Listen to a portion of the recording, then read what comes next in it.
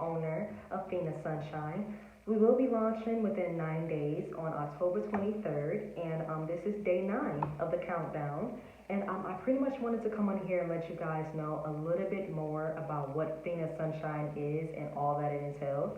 As I was saying in my previous video, I was letting you guys know that it is made up of 3 different components. Those components are spirituality, hip hop, and Black history. But before I actually get into that, I actually wanted to show you all one of my designs. This is one of my favorites. Look at that. Divinely guided, get into it. So yeah. But yeah, so I just wanted to come on here and let you guys know a little bit more. And the first topic I want to start off with is hip hop. Alright, so hip hop has always been a part of my life. I've known that I've loved hip hop from as early as 4 or 5 years old. I mean, I was listening to Tupac, Ice Cube.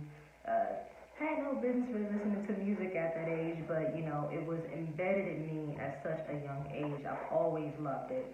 I mean, one of my earliest memories would have to be California Love. Like, honestly, as of now, I can't remember the lyrics to this day, but I know that production, I know that chorus.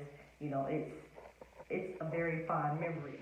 Another one of my earliest memories of hip hop would have to be Today Is a Good Day by Ice Cube. You know, he's going on telling you this story about a very simple day. Basically, in his words, a perfect day.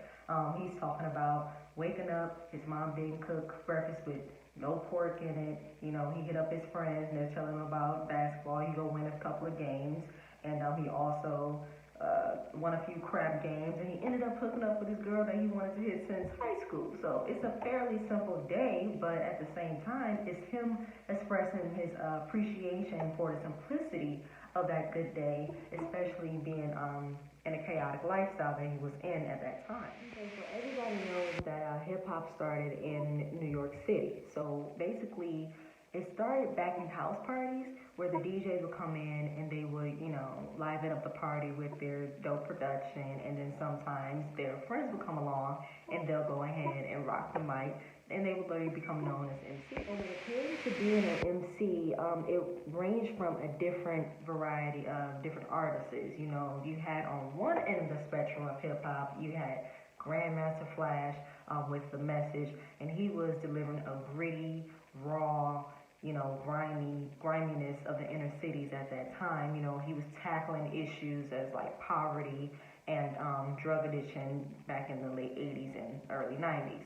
And then from that end of the spectrum, you also had Rapper's Delight, you know, from the Sugar Hill Gang. And they were these lively lyrics, they were fun-loving, you know, about having a good time and things of that nature. You know, they were talking about throwing away some food that wasn't good, you know, stuff like that. So it just pretty much showed a wide variety of what hip-hop was as far as lyrics. And the production aspect of hip-hop was pretty much a lot of influence from earlier artists that came before the 80s and the 90s. So you had James Brown all up and through there, you had Motown, and you definitely had some George Clinton all up and through the production of hip-hop in pretty much of the infancy stages of it. As of today, hip-hop is a very influential genre. It is pretty much one of the most popular musical genres that we have worldwide. And I feel like the reason why is because hip-hop was such an influence on that generation at that time, and it pretty much sparked permission in everybody else in order to be who they are. You know, reveal whatever is going on within your life, you know, talk about inspiration, talk about things that you go through. It was pretty much something that has never been done before, and I will always appreciate hip-hop for just that reason. Right, so the next component that I pretty much wanted to get into was spirituality. Spirituality has always been a part of my life in some way or another. I've never really had a pinpoint of what it was, but I knew it always exists within me. My first interaction with spirit would have to be when I was about 3 years old, and I was questioning the human existence, and I was spinning around in circles on 1 minute, and the next minute I'll stop, and I'm like, wait, why are we here? But it's kind of odd for a 3-year-old to have that type of thought, and even to this day, telling somebody, hey, I remember being 3 years old, a lot of people don't necessarily remember that. And so I feel like with me from a young age, I've always had some type of a connection to spirituality. In my own personal opinion, I feel that spirituality is pretty much going into self-discovery journey. You go through life and you go through different things, you face different obstacles, you go through different times that you question your existence and why you're really here, you question your purpose, things like that. And so I feel like on the spiritual journey, you're going through different things, but you're also collecting different lessons and you're also becoming more enlightened as time goes on. Spirituality has a lot of different faces to it. I mean, a lot of people would think it's about waist beads or crystals or, lighting candles, things of that nature, although those are very real components to spirituality, but at the same time, that's not the only thing that makes up spirituality. And I just wanted to let you all know that when it comes to spirituality, it's really about the inner work, and it's never the external. It's always the inner reflection that is going to make your spiritual enlightenment journey more fulfilling. When it comes to spirituality, it is a never-ending journey. It is something that you always have to work on. You always have to work on deepening your relationship with the divine, with the higher power. And at the same time, you're also inspiring other people around you.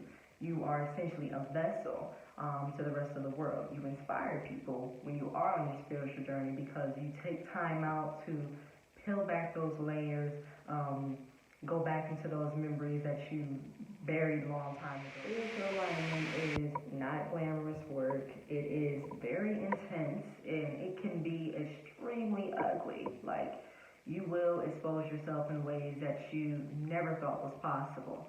But I mean, in my opinion, I honestly feel like it's one of the best relationships that you can have because you're building a much deeper relationship with yourself, but at the same time, you're building a much deeper relationship with the divine. And the last component that I wanted to get into was Black history.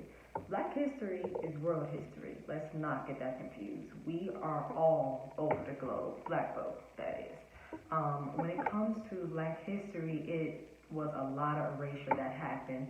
And with that erasure that taken place, it taken away a lot of credit, and which in turn allowed other people to take our culture and stamp their names on it and pretend that they're the ones that created it. When we all know that's not true.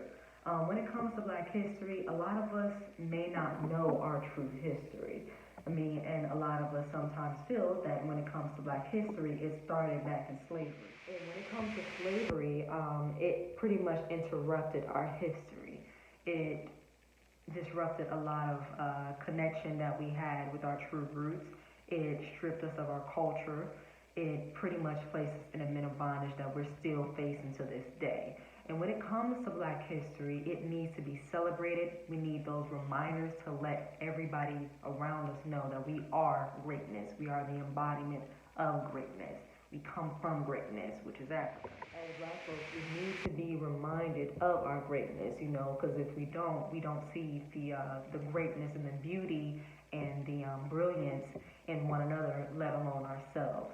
And so when it comes to Black history, we have to know it, we have to appreciate it, and we have to put it on a pedestal for sure. Alright, you all, so that pretty much concludes today's video. I just pretty much wanted to come on here and let you guys know a little bit more about the different components that make up Phoenix Sunshine. They all mean a hell of a lot to me.